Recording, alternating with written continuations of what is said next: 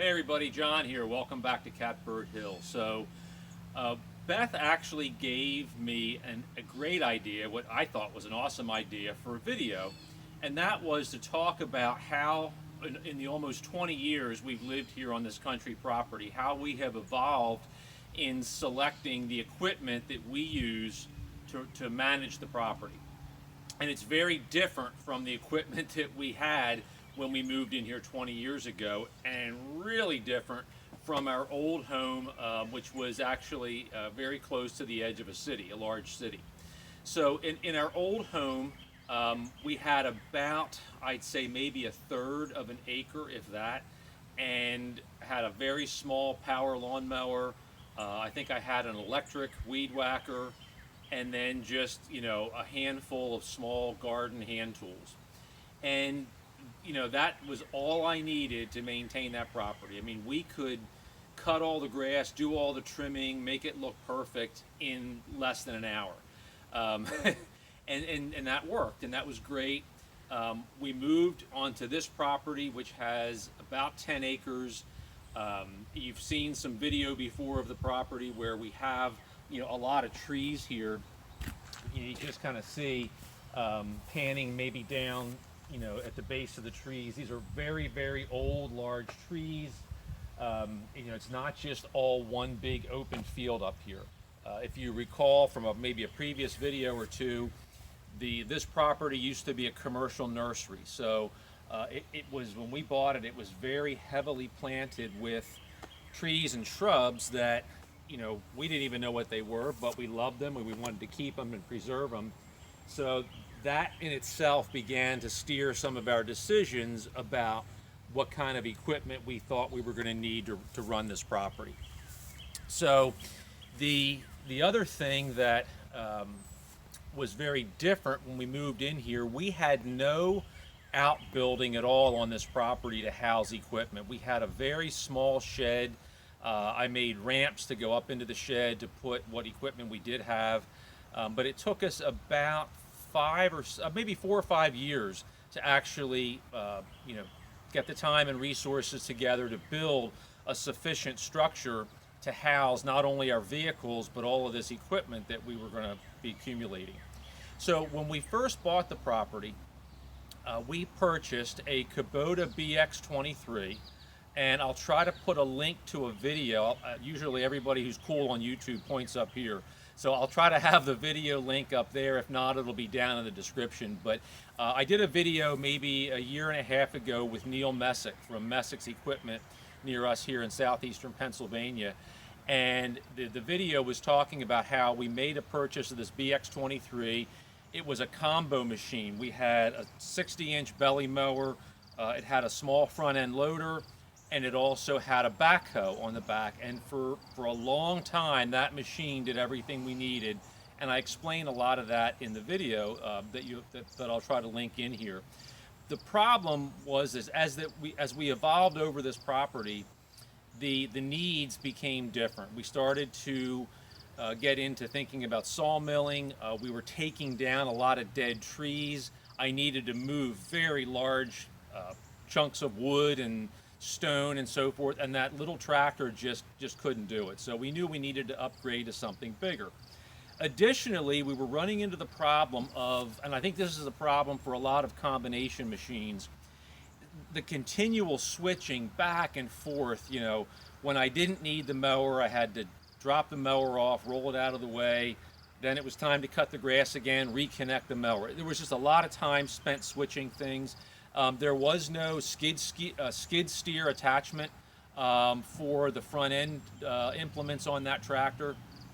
It was a pin system where it was took a little bit of doing to get the loader off and to get that out of the way.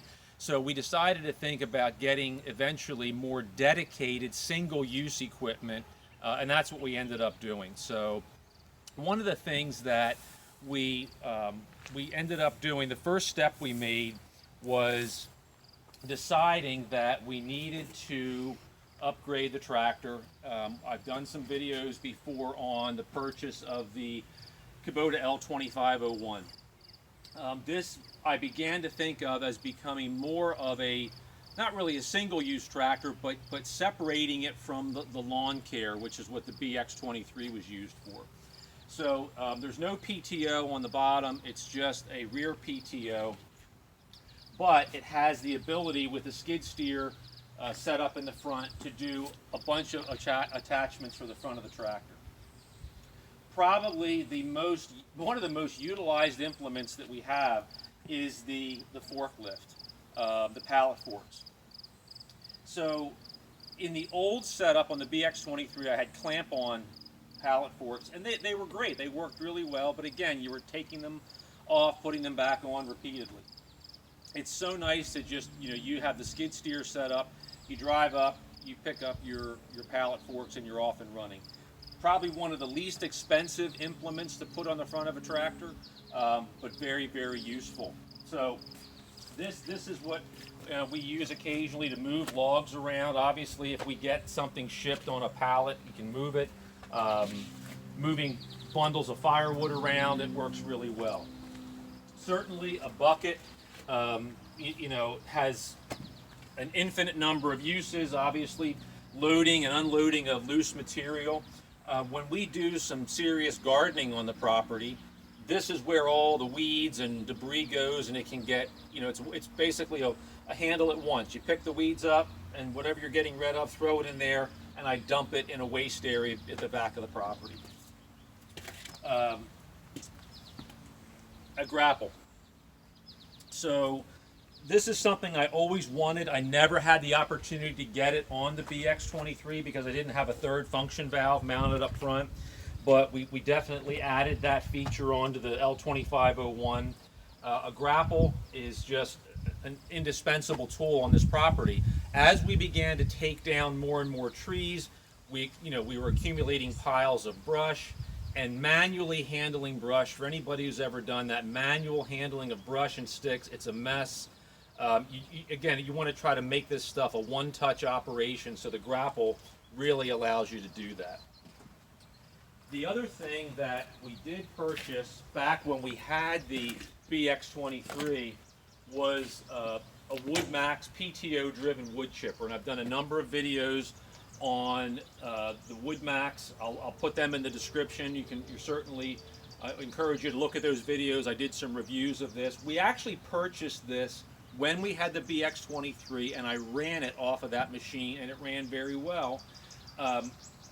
In combination with the discussion about the grapple, as trees come down, as you need to do pruning, everything needs pruning all the time. You keep accumulating all this stuff, and sometimes you want to make use of the waste material that you're generating. So having a chipper allows us to generate some really nice wood chip that we use to cover walking paths. It's great for suppressing weeds on some of our trail areas. So this again was what we ended up deciding an absolute necessity to have on this property. A couple of comments were made when I did the videos reviewing this that people commented they thought it was painfully slow. It's a PTO driven chipper. It is what it is. It's only going to go a certain speed, but keep in mind, this is not a chipper that you're using.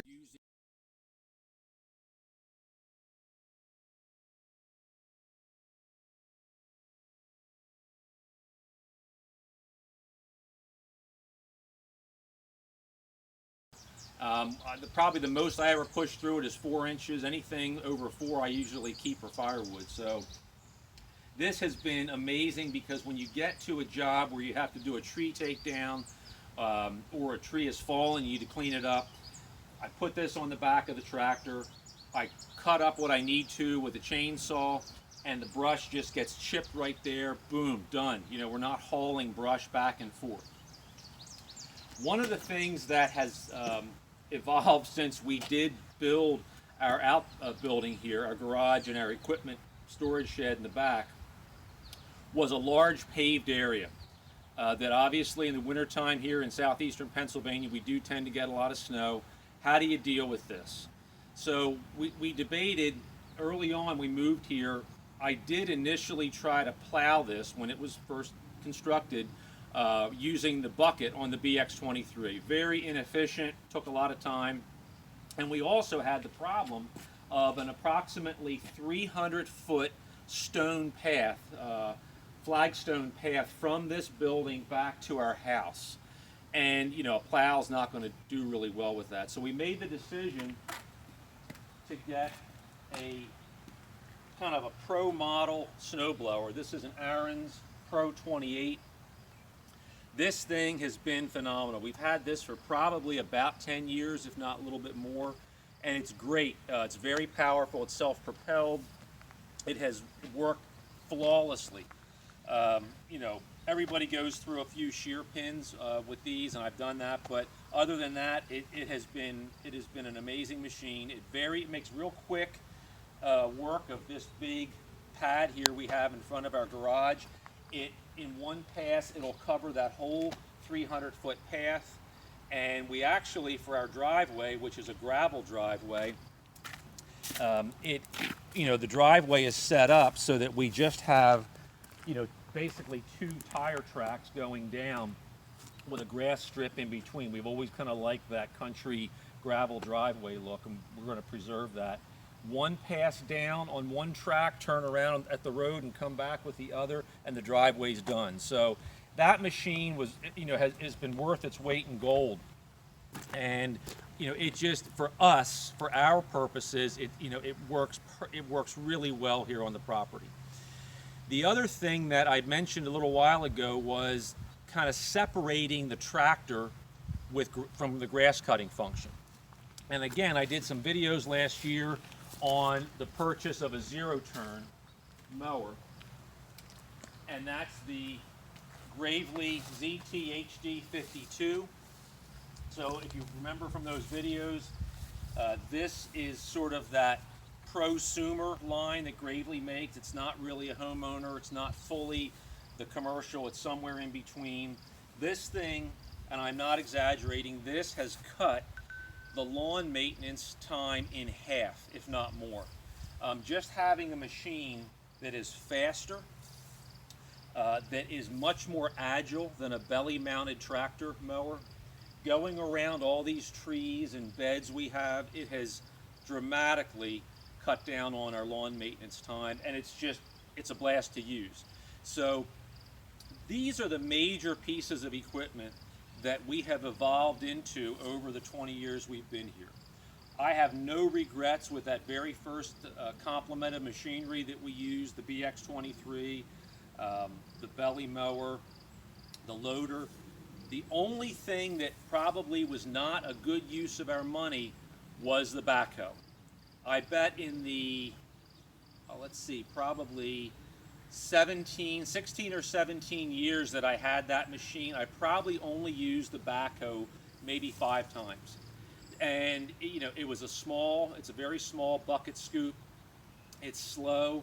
It did the job, but it definitely is not an efficient way to dig holes, dig trenches. If I had a job where I needed to do a lot of that, I would just rent a mini track hoe, and you know, that would take care of the job. I have for me and for us on this property, we have very little use for a backhoe, and if we needed one, we would just rent one. What I just went through is what works for us. Everybody's going to be different. Everybody's property is different. This property is not like a farm necessarily, where it's just a lot of open field that we have to maintain and mow. It's very heavily wooded. Half of the property is very heavily wooded, so we have a lot of trees that we deal with. The rest of the property is pretty heavily planted. The lawn areas are very heavily planted with trees and shrubs. So, you know, a smaller zero-turn 52-inch works really well to handle that. That's about all I can say. I just wanted to, you know, Beth came up with this idea of talking a little bit about some of the decisions that led to equipment that we ended up with. And hopefully that might help some of you out there. If you're thinking about a country property or thinking about upgrading your equipment, maybe some of this explanation and discussion will steer you in the right direction. Again, you know, what works for us doesn't work for everybody, but this is probably all the equipment the big equipment I can ever imagine ever needing here on this property. We'll do another video shortly when we'll talk about the smaller power equipment. So things like chainsaws and some of the supplemental power equipment for maintaining the lawn, doing tree work and things like that. I definitely want to get into that because I do get some questions about that. So I hope you enjoy this. I hope this has been helpful. Please, if you haven't done so already, subscribe. Make sure you hit the bell icon for notifications when we upload new videos. Please give us a thumbs up. We got to get to that 500 subscribers so we can give one of you lucky subscribers that great pair of Husqvarna chainsaw chaps that we talked about in the last video. So until next time, John here from Catbird Hill. Take care.